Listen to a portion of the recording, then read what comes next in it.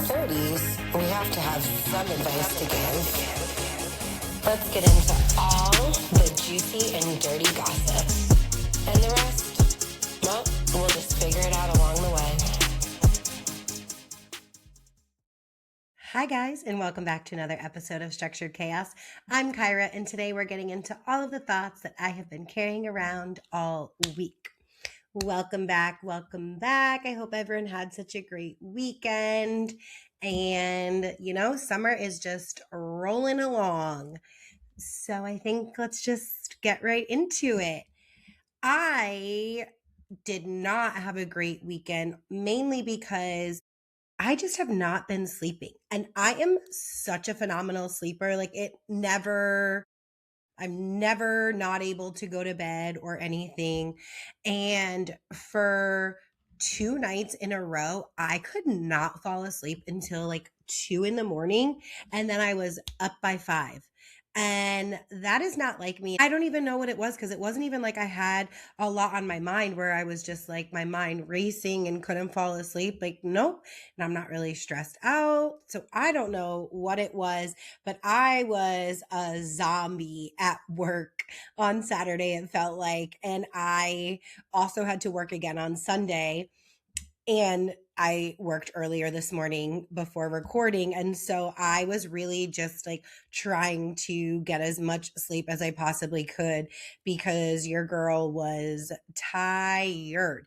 And now I just have such a newfound appreciation for people who regularly can't fall asleep. Like I could not imagine because these few days were enough for me. Like, And so hopefully everyone got much more rest than I was able to get this weekend. And that leads me to on Saturday when I was very zombie-esque, I got a lot of energy through the day through my clients, which is always super helpful for me. And I had a new client on Saturday, and she was so wonderful. And she is 26 and she has her head on right. And it was just such a joy talking with her. I really, really enjoyed our conversations. And I am going to follow up with her on a couple of them because I want to see what's going on in her life. But it's always just so nice when I get a new client, and she found me through someone else who had posted me, which is always a wonderful way to gain a new client. And she was just the exact energy I needed at that time to really get me going. And so that was really nice. And then I followed up, and my friend was my last appointment of the day. So that was really good. And then we went to Monarchs in Del Mar to watch the Switzerland, Argentina. Why can I not pronounce this? Argentina? Okay. And then we went to Monarch to watch the Argentina Switzerland game. And if you guys live in San Diego, you know that like Monarch is the spot to be in North County. It's, floor to ceiling windows. You're just looking at the ocean, and it is always packed. And we just so happened to get there at the right time. We got some seats at the bar, and we were able to just spend our night there, which was nice. But it was so funny because I had looked at my friends at one point and I was like, are we like ready to go soon? Like I cannot keep my eyes open. And they were like, it's 8:15. And I said, yes, it is. And yes, it is. And it feels like it is 3:00 in the morning for me. And I was like, okay, I can give you guys like another hour, but then your girl has got to go home and go to bed. And so we did. We had a great night, and I was home and I fell right to sleep, thankfully. So that was a lot of fun. But as I was driving home yesterday, I was getting off of my exit, and there was like a line of cars, which is really rare. Like it's not normally like a traffic line to get off the exit where I live. And I saw that this car was, holding everyone up. And then it just got me thinking that I meant to a couple weeks ago bring up like the stereotypes of people who drive certain cars. And, stereotypes, they exist for a reason, because there is history behind the results of these stereotypes in most cases. And sometimes it's like, I just don't get it. It's like, of course, it was a small little Nissan something. I don't even know, like a hatchback that was driving so slow. But then it was like the other day I was on the freeway and this car like did not know how to drive. And I was like, yep, you're driving one of those like boxy cars. It is just like, get it together. It's like when I see a certain car, I'm like, I know what type of driver you're about to be. And also too, because like, who are these people that are buying these cars? Who is walking into these car lots and they're just like, that's the one. When it's like those weird colors or like the boxy, like the old, I don't even know what they were, like a Scion or something, but I don't know. I don't know what car makes them now, what brand like makes them now. And I just get so annoyed. Like when they are a bad driver, I'm like, you're either going to be driving a minivan, a boxy car, or a small little thing. And 3 out of 3 times, it's always those type of people who are bad drivers. And so that was just a little something that I needed to get off of my chest for this week. And let me know if you guys have the same experiences or feel the same way, or if I am just being rude and mean, because that could also be a possibility. But I said what I said. And again, I know you guys are here so that we can talk sports. Duh. Oh wait, but speaking of, so my friend Joey, who has been on this podcast before, he was in DC this past weekend and I saw that he was at a baseball game and he is just like not a sports person like whatsoever. And so I had like said something to him and he was like, yeah, he was like, let me know if you want me to be a guest on the #1 sports podcast. I'm such a sporty guy now. And I said, well, obviously we need more sports experts on here. So come on down. But really seriously getting into sports, World Cup is still going on. We have had so many great games. Obviously, we're in the knockout rounds right now. So we are down to the final four right now.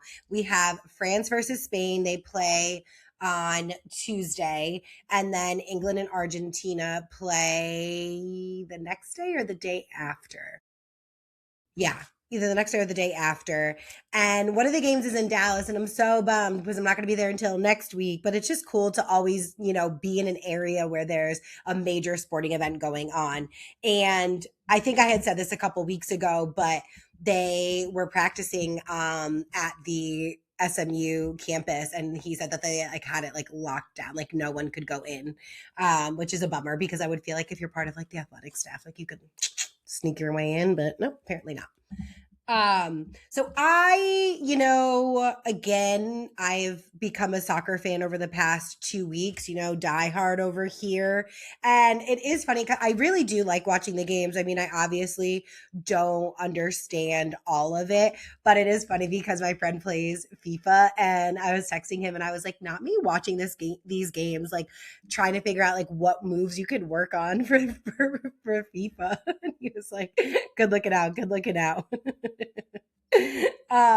But I have no skin in the game. Obviously, the US got eliminated last week, which I don't want to say karma, but that's surely what it seems like because everything that man touches goes to shit.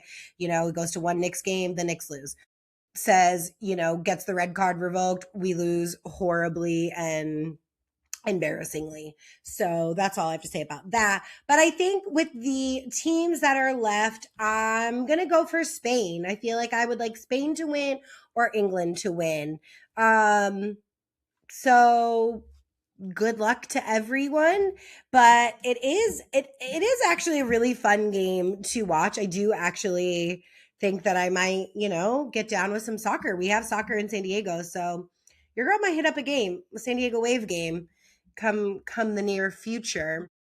And then to follow up from last week when I was talking about the Taylor Swift Travis Kelce wedding and I was saying how like everyone was up in arms about what I thought were the wrong things. Now it is just crazy to me because Mandani put out a statement or I'm sorry, he said it. He was like talking at some press conference or something, and he was assuring everyone that they paid over $160,000 in to the city of New York, which covered the police officers, the street closures, the permits, and things like that. And I just thought to myself, like, what, like, so many events go on in New York City that never have to be explained, that never have to be discussed. And again, I'm not like ride or die Taylor Swift, Travis Kelce fan by any means. So, like, I don't care about any of this. And that's why it just blows my mind how many people do. Like, it is New York City. Events happen all of the time, street closures happen all of the time for a lot less. And again, like I said last week, if we do know one thing about Taylor Swift, it is that she always takes care of the people that she needs to. And I do know that there were, like I said, a few bar owners, I guess, in the area that were bummed that, due to it being a holiday weekend and the roads being closed, they wouldn't get the foot traffic that they normally do. And like I said, I'm sure she made it right with them too. But it's like, can we leave this alone? Like, who cares? They got married, they had an extravagant wedding. Would we not have expected that from them? I mean, they're people that are very much in the spotlight and have the means to do whatever they want. So let's get over it and move on. She paid the people of New York who needed to be paid. Everything was taken care of. Like, cool. I would still like to see some pictures. Still has not come out yet, which, I mean, I guess that goes into having everyone having signed NDAs, because I'm just like, gosh, no one has slipped up anywhere to release anything. Like, that's impressive. And also, what I forgot to talk about last week is Kyle from Real Housewives of Beverly Hills.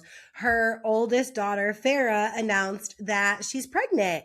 And that really comes as a surprise to everyone who is in tune with the Bravo world, because as we know, Farrah was engaged for a long time and they called it off in 2023, and she hasn't been seen with a man, which, of course, she doesn't owe us that. So obviously, naturally, everyone is wondering who the father is.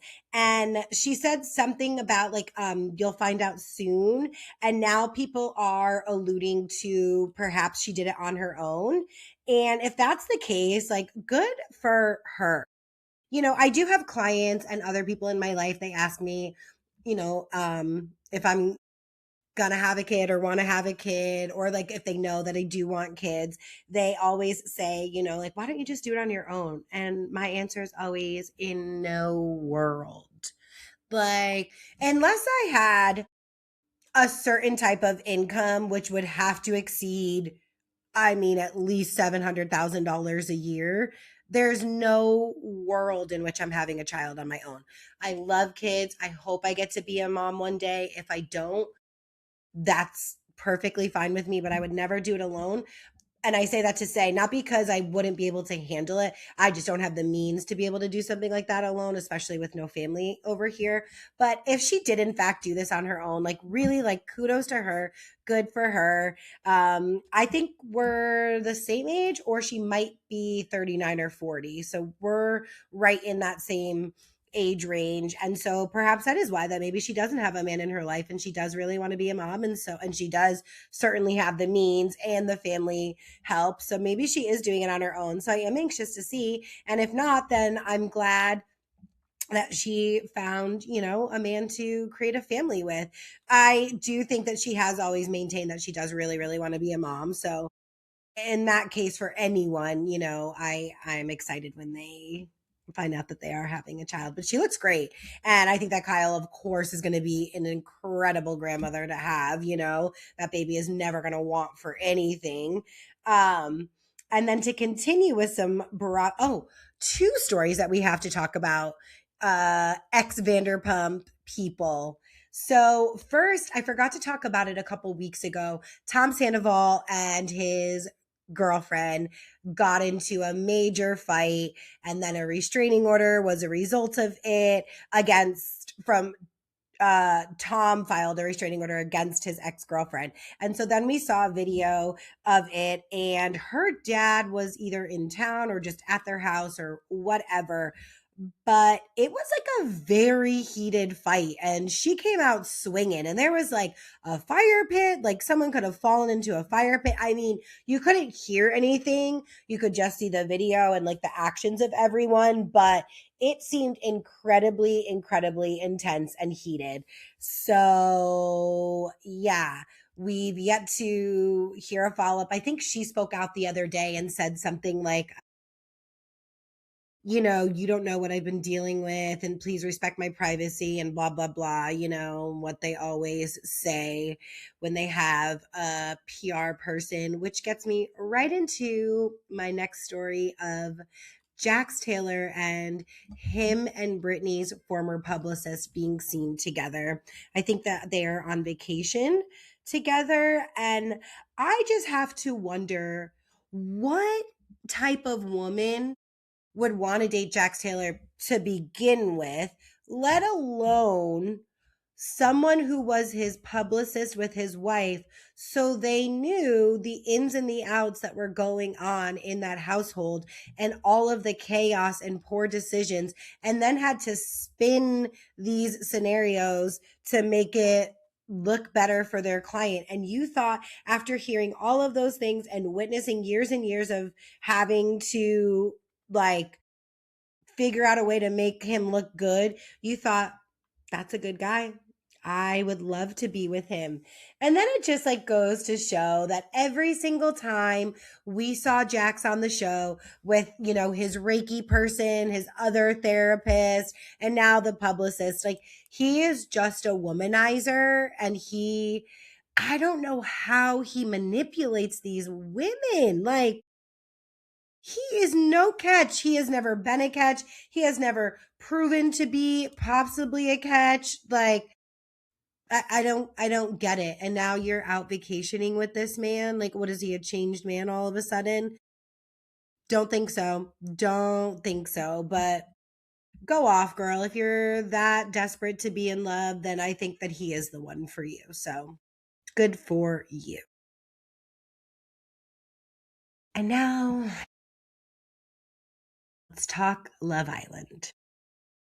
So we have come to the finale of Love Island. And truthfully, I kind of fast forwarded a lot through the last few episodes because I was just like over these group of people. But in saying that, I did start watching Love Island UK because everyone talks about how much better it is, and none of those people were lying. I mean, from the very first episode, it is 100 times better. The way they speak to each other, the way they dress, their villa. Oh my gosh, they have this like over the water hammock. And it's so funny because I was texting my friend back home. Oh, Mr. Sports. And I was saying, because he's watching Love Island UK as well. And so I was like, oh my gosh, like everything is so much better. And he was like, what about that over the water hammock? And I was like, I literally was going to text you that my next text because everything is better. Everything is better. And like they are bringing in new people left and right. And no one is getting butthurt if they talk to another person that someone else may have been talking to, even when they are in couples. And like their challenges are better. Everything, literally everything. So if you have been on the fence about getting on the Love Island train, I would absolutely suggest watching the UK version because I am just so pleasantly surprised. And there are like, I feel like a better range of ages with them. Like you definitely still get your young ones, but there are also, older people that are like, 27 through 30, which is also a different dynamic and makes things better. And I will say this one part that I was like, hello, like why are the producers of the US show not taking any notes? Because it was like in the beginning, I'm not very far along. The guys go out of the villa to go meet these two new bombshells that come in, but the girls got to watch. And obviously the guys didn't know that they were watching. And I'm like, that's the type of drama we need. That's the intel that these types of shows need. It's like watching Casa Amor in real time, which they also do a Casa Amor. So I'm very excited to get to that part as well. But my friend that I was out with on Saturday, she also watches it, and she was like, "Oh my gosh, like isn't it so much better?" And she's like, "I love this person, I love this person." I'm like, "Oh my gosh, I love them too." Like the people are just like way better, way better. And I say all that to say, now let's break down the US version. So, let's talk about when the families come. Energy was high. Everyone was so excited to see their family. Everyone's parents and cousins and brothers and sisters all look phenomenal, by the way. Everyone seems like they are aging backwards. And we get we get who was the first couple? Was it Anaya's family? Was it Anaya and Carl? No. It was duh. It was Trinity and Bryce. So we got Trinity and Bryce's family come first. So Bryce's grandmother Anne, uh, protect that woman at all costs. She was so sweet, so funny. And even just like the way that he talked about her, and we know this about grandparents. Like if you're doing anything, like they think that it is truly the best thing that could ever happen in the world, and like no one else could do it better than you. And so he even said, he was like, I'm sure that my grandmother has watched like two, three, or four times and just like knows everything and is like hip to it all. And they were just so welcoming of one another. And Trinity's mother is beautiful. And I just like their conversations, and you could tell like they just all got along so wonderful and seamlessly. And I am so excited to see what happens to them outside of the villa. And then we get Anaya. Oh no, I'm sorry. I think then we got TT and Casey's parents. I could be getting the order wrong, but I'm sorry about that. And their family meeting was great too. Like I said, like the energy was just high and everyone was on cloud nine. And then when Anaya's parents and Carl's parents came, or families came, I should say, Anaya's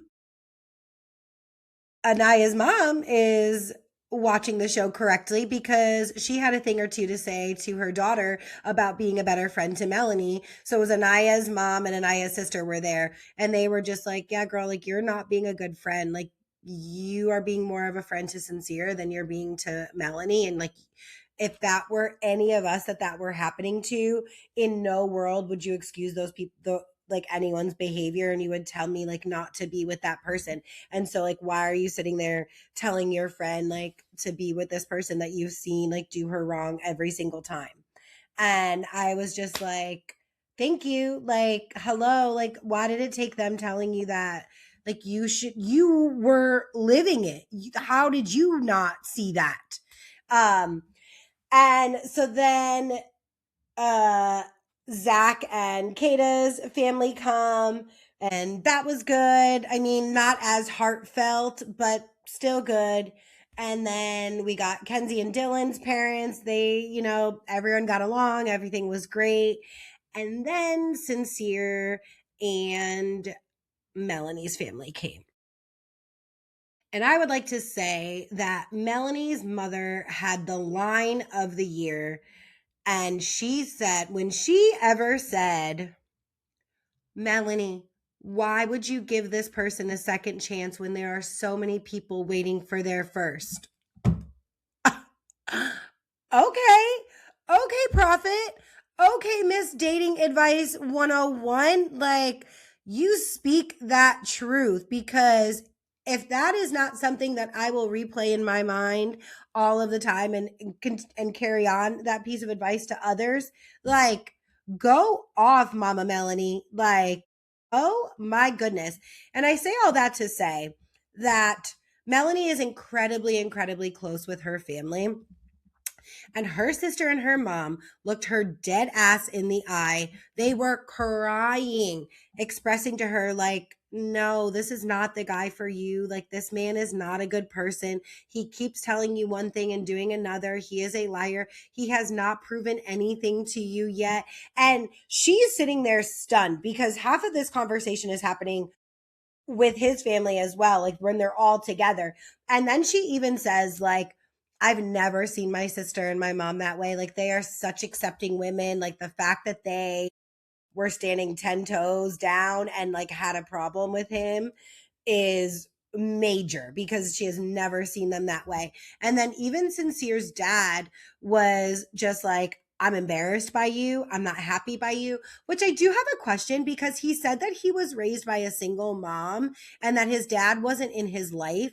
So I don't know if this is his stepdad, but either which way, whether it's your real dad or your stepdad, you did have a male figure in your life. So even if it wasn't your real father, like he used it, and I say that to say because he was using it in a way to gain sympathy, you know, like I never had a dad, I never had anyone in my life, like it was just my mom and I thought he said me, my mom, and my brother, but his dad slash stepdad was there with a whole lot to say about how he wasn't happy with him and how he didn't raise him that way. And that is not the type of family that they are. And if you have a good woman in front of you, then you keep that good woman in front of you and you don't keep wandering your eye everywhere. And so it was so low energy and just like bad and sad and not good. And they just looked visibly drained after the meeting. And then Melanie sits there and says, I think I'm still going to be with him though. I don't care if I look dumb. I'm still going to be with him. What? How? How? If every single person, America, you with your own eyes, I can't even remember, Honora, and now your mom and your sister are all telling you don't be with this man, which then when they're debriefing everything, Anaya expresses to Melanie of like, you know, maybe she wasn't giving her the best advice. And yeah, like he's really not a good guy. And Melanie's like, you know, it's confusing to me though, because yesterday you were telling me to be with him and now today you're telling me not. So like my head is all over the place. And I really, really do feel for Melanie, but girly, anything that happens outside of this is on you, unfortunately, because everyone is telling you to run for the hills and you're choosing not to, which you have every right to. It is your life, but don't come crying to anyone when he does fuck up. So I guess good luck to them. And then the next night we saw two eliminations. Dylan and Kenzie, you know, we saw that coming, but I am so confused as to why America voted out Casey and Titi, because if we are talking about people who met, who really clicked and seemed to be in like falling in love and like really like genuinely like each other, I'm picking Casey and Titi over one, honestly, over Zach and Kata and over Sincere and Melanie. And so that's what I don't understand. Like, why is America voting for Melanie and Sincere to keep going when we've all seen it? And like now we're at the end. So we know that they're not going to win. Why would you keep like letting them be here and be together? Like they are not good for one another. So I'm really upset with America. And not that I vote, but I don't think my vote would have changed. My one vote would have changed that outcome. But I was really confused at why they sent Casey and TT home, because I thought they really had something, like actually truthfully. And now also to tying everything in, Zach, or sorry, not Zach, Gall and Jen just did a photo shoot. They've been doing like some campaigns together since they've been, you know, back on land, I guess I should say. And I love that because, you know, they didn't work out as a couple. They do both live in LA. He owns a coffee shop. She is gorgeous and a model. So they're doing all of these like campaigns for his business, which like strike while the iron's hot. Like I love that for them. Like definitely capitalize where you can. But the photo shoots have been funny, so go check those out if you haven't. But yeah, so I am just like now. Kenzie, has to leave the villa doing a split, which I want to actually say something about Kenzie because last week I was kind of like, I just like don't really care about her, and I said that she looks like she needs to take a shower, which I do still stand by. But I don't think that she was treated fairly because she did kind of do what you're supposed to do on Love Island. And that is talk to multiple people, see who you click with, and go from there. And if we can say one thing about Kenzie is she is true to her word. Like when a man is dead to her, a man is dead to her. Like she did not speak to Zach, I don't think, like the entire rest of the season after the first couple episodes when he said he doesn't like blondes. And then she didn't talk to Corbin. And then, I mean, obviously Caleb got sent home, so we couldn't really see, but like she wasn't like flip flopping. I don't think. I think that she was really just like exploring multiple people and seeing where it goes. And if you watch Love Island UK, very much accepted there. So I really don't like it. And I think it's a very big double standard because you guys are championing Sincere when he arguably did a lot worse and a lot more damage. And then you're like shaming Kenzie. And so I think that that's one of those double standards that I don't love. So I do want to retract perhaps my negative things that I had said about her. Um, and then let's get to the finale last night. I thought that the dates were just like whatever. I mean, honestly, I didn't care. Nothing is going to top last season when Huda and Chris got into an argument and then she asked for him to carry her and he said, No, I'm not.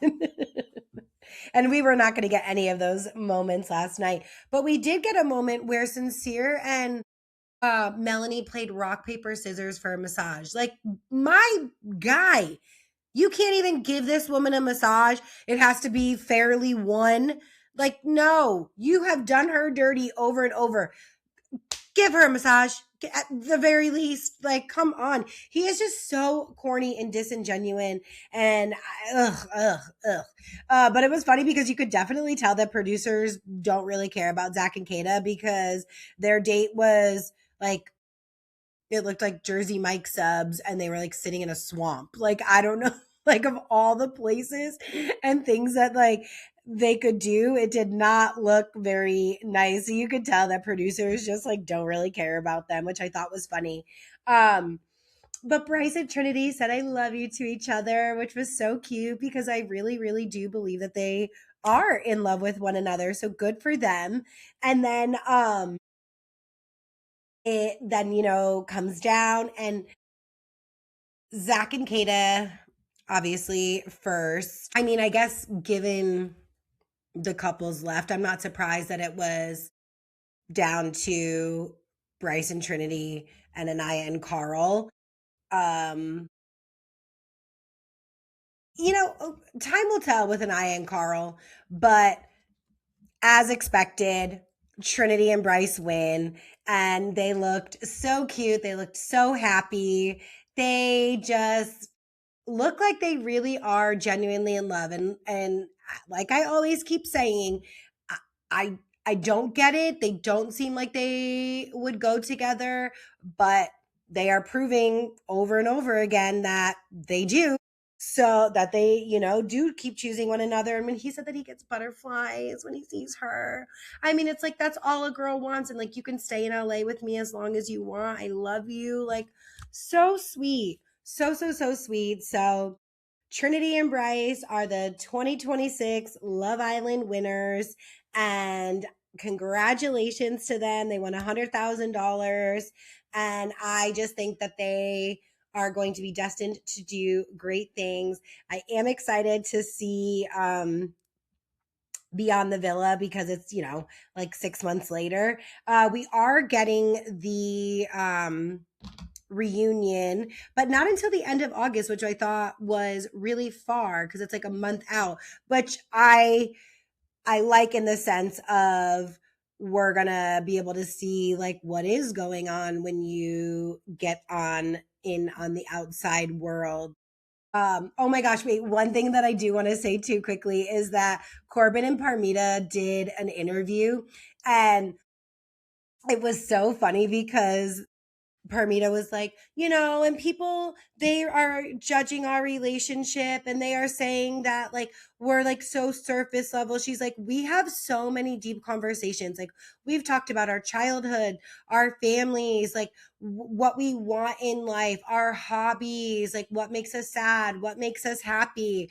And so then the interviewer is like, oh, okay, so like that's awesome, like, so what are some of his hobbies? Crickets.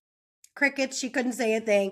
And then Corbin was laughing and he was like, oh, this is going to age well. Like, I really do like him. I do like him. And then I saw a video too where when they got their phones back and he was then like seeing what everyone was saying about him and he was like, AI. He's like, I'm not AI. And then he was like, Corbin GBT. And then he's like, oh, I got to get rebooted. Like, it was funny, like watching him read all of the reactions. So that I thought was like so funny because I'm like, girl, you just tried to make this whole statement and then couldn't back it up at all by any means. Um, so yeah, came to an end. We'll see, in a month what happens. And I am glad it's over. It's not going to honestly free up any time for me now that I have jumped right into Love Island UK. But hopefully, I'll be caught up by the time the Love Island USA reunion is out. Because the other thing about UK is that I don't know if it's double the time, but it goes longer because it started at the same time as US and it's still going on. I think they just did Casa Amor, um, according to my friends. So yeah, so that is gonna just trade one for the other. Um, Overall though, I thought it was a horrible season. Hopefully, they're back to the drawing board and really think about how they're going to do this differently next year because this, I think, was the worst Love Island USA season. I mean, we barely got any new bombshells. We didn't get the heart rate challenge. Like, it was just like not good. I did not like it. But yeah, so sorry that recap took up most of the episode.